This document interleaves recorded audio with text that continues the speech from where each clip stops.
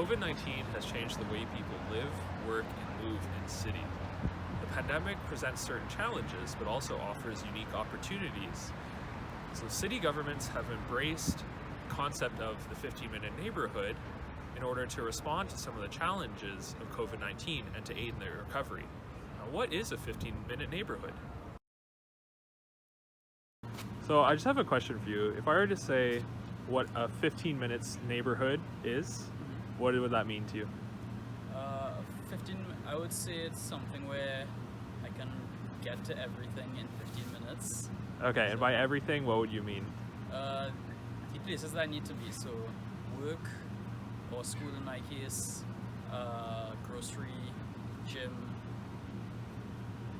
football field I guess as well. Okay. I think that there are enough services within 15 minutes of here for you to do everything that you need to do? Not everything I need to do, but most things I need to do. Okay. There's some things you probably need a friend for the car with to get done. Right, so not having a car sometimes impacts your ability to get places. It does, absolutely. So in your opinion, what do you think about 15-minute cities? I think Seoul is already a 15-minute city, and so for example, like the companies, because a lot of like the workers, they live in suburban areas, not in Seoul. They made like branches in the suburban areas so that people don't have to commute to Seoul for like 1 hour. So most of the people, they just go to their work in like 10 to 15 minutes distance, and so I think that's very convenient. And one last question, in one word, how would you express 15-minute city? I would say convenient, because you can go anywhere you want, whatever feeling you have. So yeah, I would say convenience.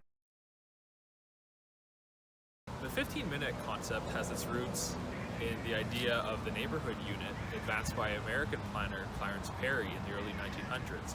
It also builds on principles of new urbanism that arose in the 1980s. In recent years, it's been popularized by Paris Mayor Anne Hidalgo and Professor Carlos Moreno, who is the scientific director of entrepreneurship and innovation at the Sorbonne, who acts as special envoy to Mayor Hidalgo.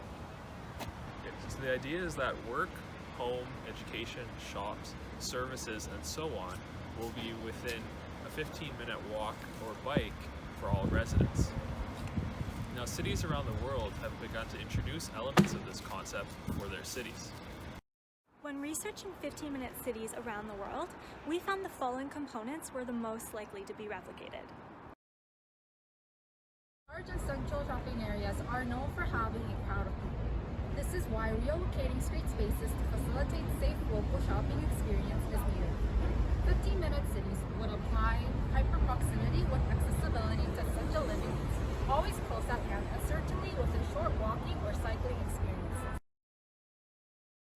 In a COVID-19 future, with more people working from home, many services that individuals formerly would have accessed to and from their commute from work are no longer part of their day-to-day life. This means in a 15-minute city, you wouldn't need to be traveling for long distances to reach those services.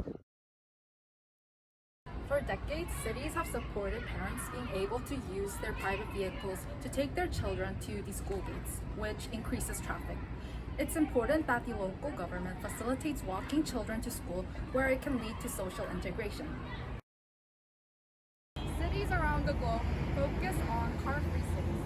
As cities plan how to live safely with the virus in the medium to longer term, walking and cycling will be critical to enable more people to travel safely. 15-minute cities believe investing in walking and cycling will bring benefits for local economies. Affordable housing is a key component of the 15-minute city. Many neighborhoods that currently have walkable services are often in increasingly expensive downtown cores. When Paris introduced the 15-minute city concept, real estate agents and other development companies actually got on board. From a housing perspective, having the rezoning tools to make mixed-use buildings and neighborhoods is good for business as well as for affordable housing. In a changing world where making long trips is not feasible because of concerns about COVID-19 for many individuals, having leisure and recreation activities located close to home becomes even more important. It won't be feasible for downtown urban dwellers to travel via public transit outside of their city centers.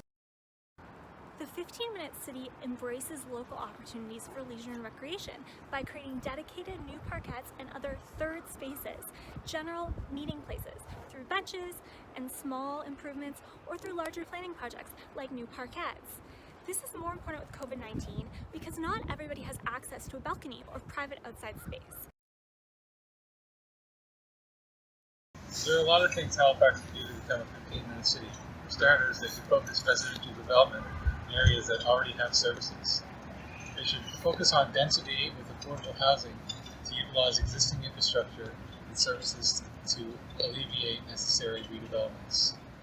For the maximum utilization of space, HRM will need to re-examine its planning strategies to incorporate more mixed-use zoning that promotes a compact mix of work, education, healthy food, services, and affordable housing, all in close proximity.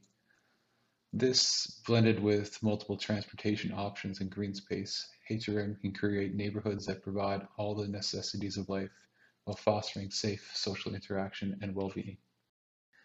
HRM will need to place particular emphasis on the creation of quality sidewalks and cycling infrastructure to allow for the open movement free of danger throughout the neighborhood. To ensure this, they might choose to implement traffic calming devices or engage in traffic redirection to ensure this happens. It's key that HRM expands transit in the currently unserviced neighborhoods and also improves transit in neighborhoods that are currently underserviced. When services and other destinations are clustered in a compact area, the economic viability of the neighborhood is strengthened.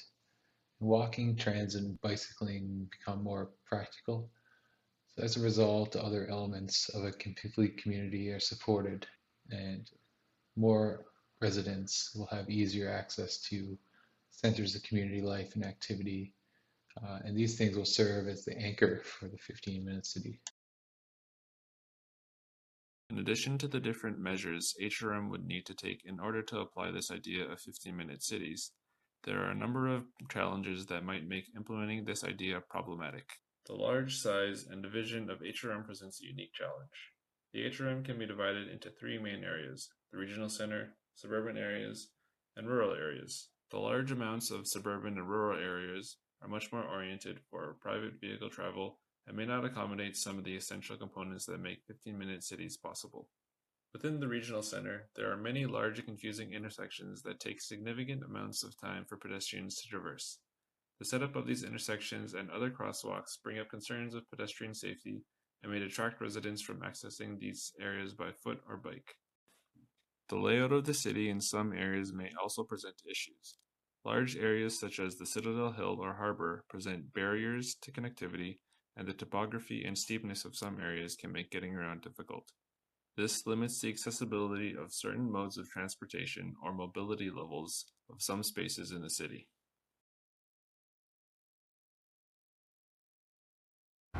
The 15-minute city was developed in response to the climate crisis, but it has many applications for COVID-19 as well, by focusing on sustainable neighborhoods that are walkable, inclusive for all citizens, and not car-dependent.